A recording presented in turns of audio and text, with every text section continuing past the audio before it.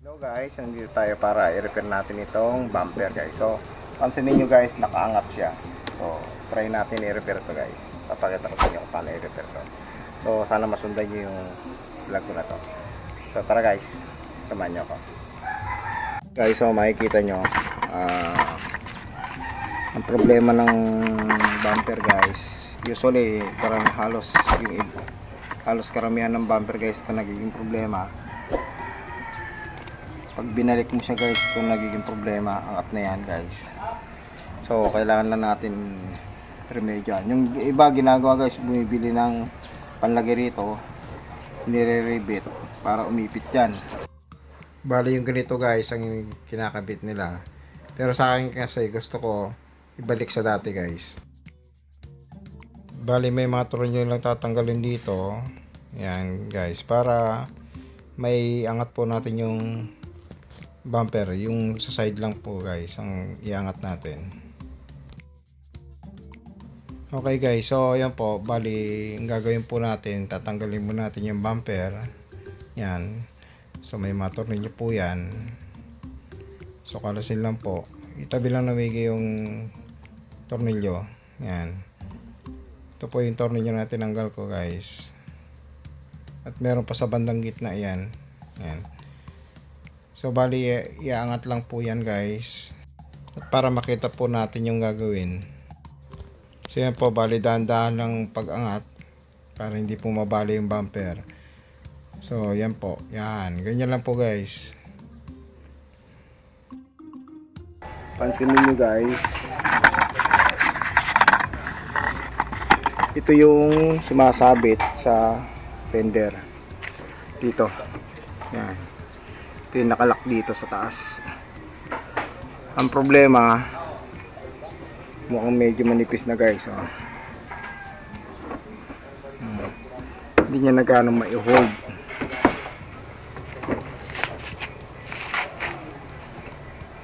Yan, dapat lapat yan guys.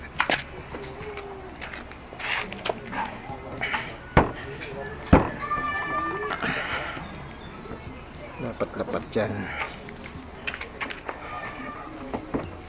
ganyan dapat. Ang problema, sumasabit na.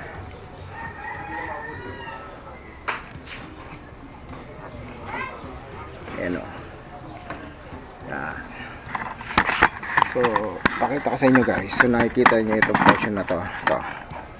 Yan o. Hindi siya hindi na siya sumasabit yung salak niya. Yan o.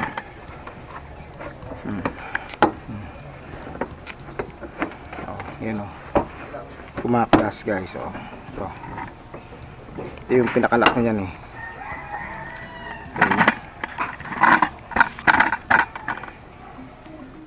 Yun guys, usually po nagiging problema natin guys sa ganito, masyado ng yung kabitan niya guys, ito kabitan niya na yan, masyado ng dikit doon, so hindi niya na na-hold ito.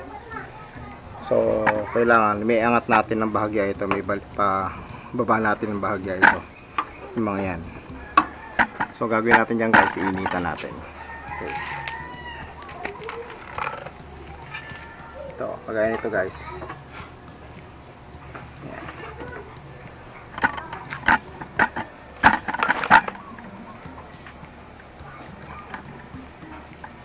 So, initan po natin to guys para bumaba.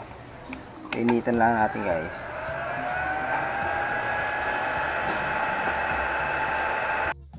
So yun guys, pag pinainitan nyo, kailangan yung bahagya lang na makababa ng konti yung pinakalock niya guys na plastic. Usually plastic kasi yan yung iniinitan natin na yun. So bahagya lang pag-iinit nyo, wag nyo naman tutuduhan para hindi naman masira guys. Alalay lang pag-iinit. Yung tama lang na may ibabaan nyo ng konti yung lock. Yan, ganun lang po ang paggagawa niyan guys.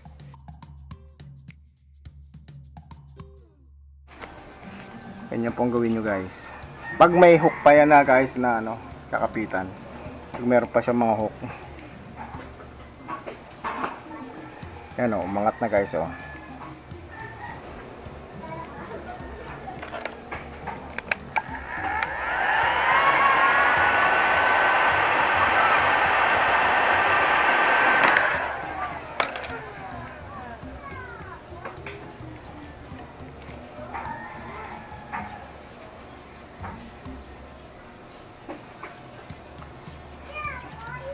Yan. Okay.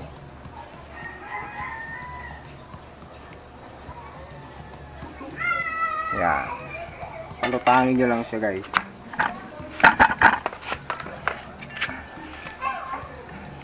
Ito pa oh, masyado na siyang lubog.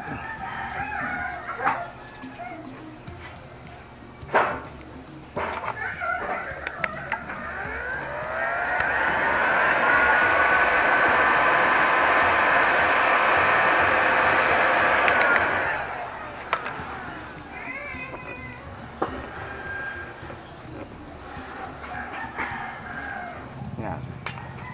So kung sa nakita nyo, nakalutang na siya guys. Yan. Basta buo pa yung mga clip niya lang ito guys.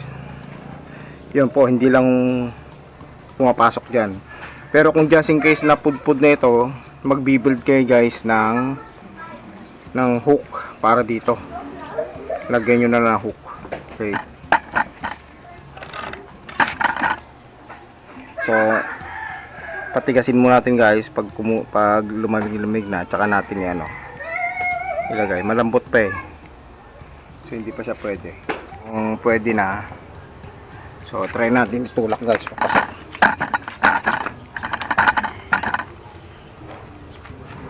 Yan.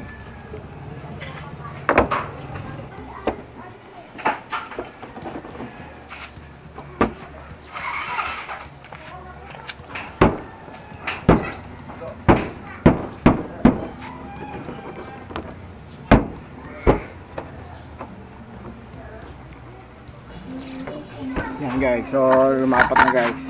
Yan.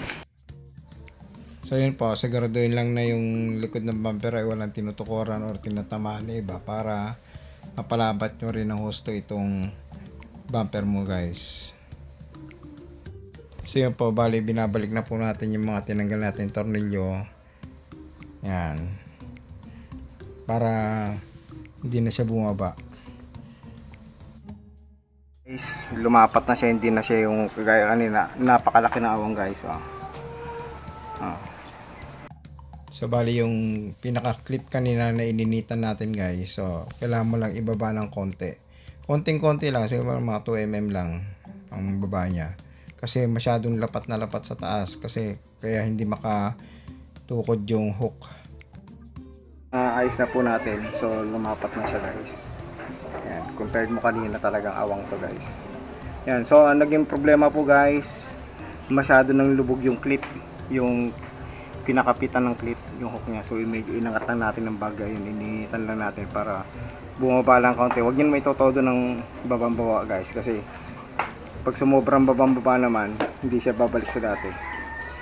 Yung akma lang na, yung tama lang na makaka-hook pa rin yung dati niyang pin, yung plastic guys na nakauslit. Yung kunti niya, kailangan eksakto lang doon na makakaipit.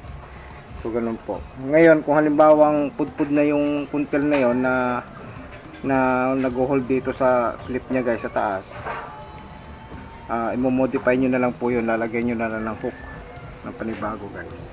Okay. So parang kagaya sa ginawa ko sa kabilang side, so hindi ko na lang video nyo guys. Pakita ko sa inyo. Pakita ko rin sa inyo kung anong ginawa ko rito. So ito fiberglass ko net, ay ano to eh, hindi fiberglass pala, ginamitan ko lang ito ng Mightyban guys. Yan. Tapos nilagyan ko ng hook kasi ito naubos yung hook niya guys. Naubos ang hook niyan. Ayan. Pakita ko sa inyo kung anong ginawa ko dito guys. So ito na-restore ko na to guys. Yan guys, Kita ko lang sa inyo. Yan po. Nakita nyo, di ba? Kapit ang kapit. Nilagyan ko ng hook yan guys. Yan ito. Yan. So nakita nyo guys, yung ginawa ko. Yan. Ganyan ginawa ko guys. Nilagyan ko ng hook. Ginamitan ko lang yan ng Mightyban guys, or tapos bulak guys, Mightyban bulak, tsaka kumuha ko ng fabricate ako ng hook nya guys, nakaklip dito yan, simple, para kapit na kapit. So hanggang dun yan guys. So hindi ko nababaklasin ng buo kasi ganyan lang din naman ginawa ko dito sa dulo. Ganyan lang ginawa ko hanggang dito. Kasi ito hindi na talaga nakapit guys nung una. Kasi wala na yung kuntil, naubos na. Kaya ginawa ko, nilayapan ko ng bulak yan tsaka may tiban. So yun po, bibili ka lang ng may tiban, mga dalawa kasya na yun. Hindi pa nga, hindi, sobra pa nga yung 2 piraso guys eh. So, bali may tiban o kaya adhesive guys, ang gamitin mo ito. Pwede rin ganito guys. Parehas lang naman yan, ganito adhesive na ano. Para may tiban din to guys, parehas lang. Yan. Hanggang dun yan guys. Yan, pakita ko sa inyo. Ayan. Ayan o, kita nyo guys. Kapit na kapit siya kasi gawa ng malaki na yung hook guys to. So yan, balik ko na.